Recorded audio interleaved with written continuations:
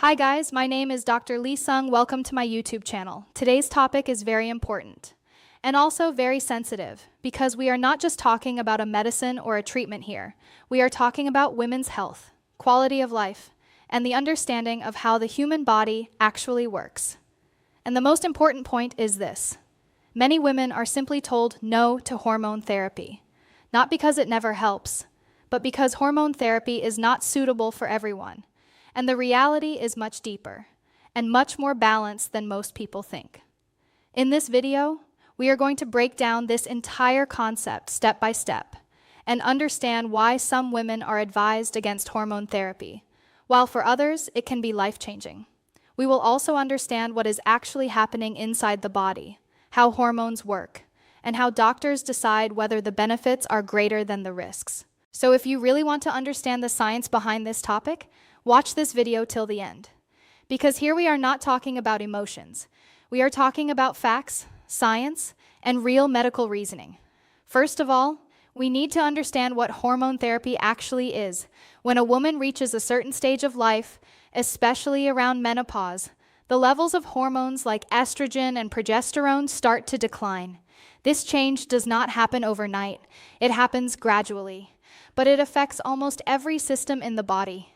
Some women experience severe hot flashes, night sweats, disturbed sleep, mood changes, and a constant feeling of discomfort in the body. These symptoms are often a sign that the hormonal balance is shifting.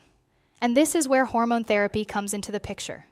The idea is simple: to replace the hormones that the body is losing in order to reduce symptoms and improve quality of life. But the real question is, if it can help so much, then why is it not given to every woman?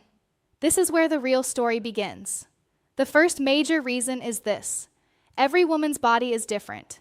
Two women may be the same age and may even have similar symptoms, but their internal health risks are not the same.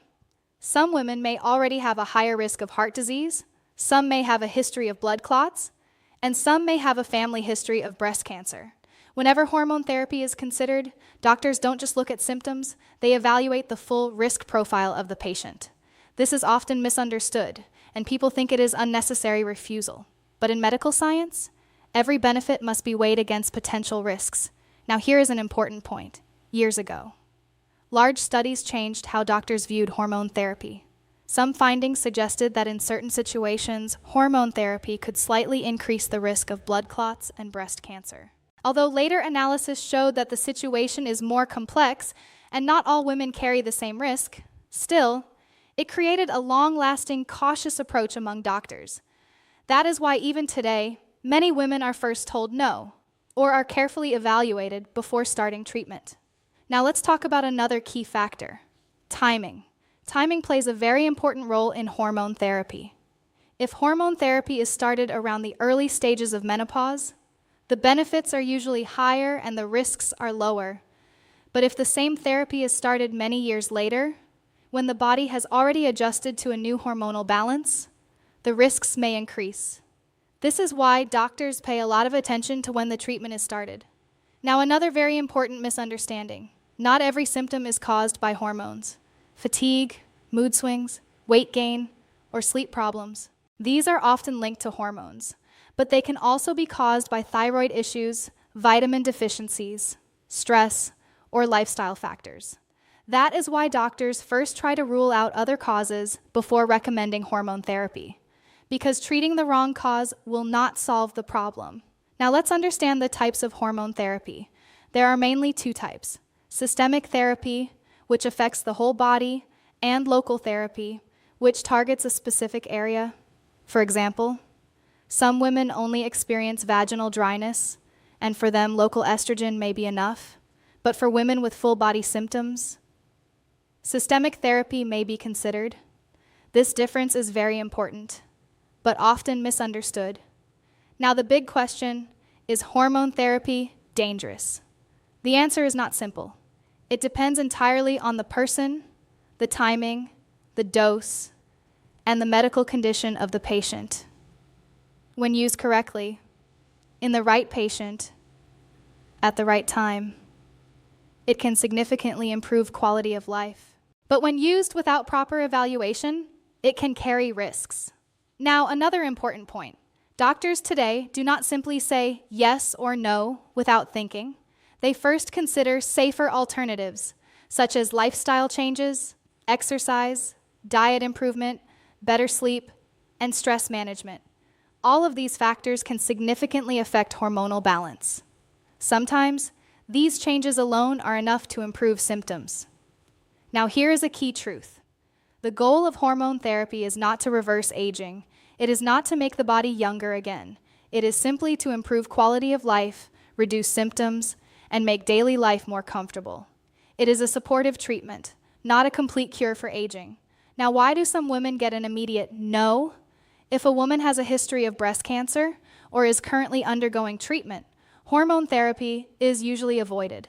If there is a history of blood clotting disorders, doctors are also very cautious. If there are liver issues, it is also carefully evaluated because hormones affect the entire body system. Now, an important modern understanding. Today, medicine is moving towards personalized treatment, which means not every woman gets the same answer. Each case is evaluated individually, and that is the most correct approach. Some women have mild symptoms and do not need hormone therapy. Others have severe symptoms, and it can completely change their quality of life. So what should an average person understand? The most important thing is this: never self-decide hormone therapy. Do not start it on your own, and do not reject it based only on fear. The correct decision always comes after medical evaluation, tests, and risk assessment. Finally, one important truth. Hormone therapy is not magic. It is not a universal solution, but in the right situation, it can be extremely effective. And that is exactly why some women are told no. But that no is not always a final rejection. It is often a protective decision made to prevent future complications. If you want to understand more about who is a good candidate for hormone therapy and what safer alternatives exist, we will cover that in the next video in more detail. And if you watch this video till the end, it means you care about understanding your health properly. So for more science-based and real medical information, subscribe to the channel, like the video, and share your questions in the comments.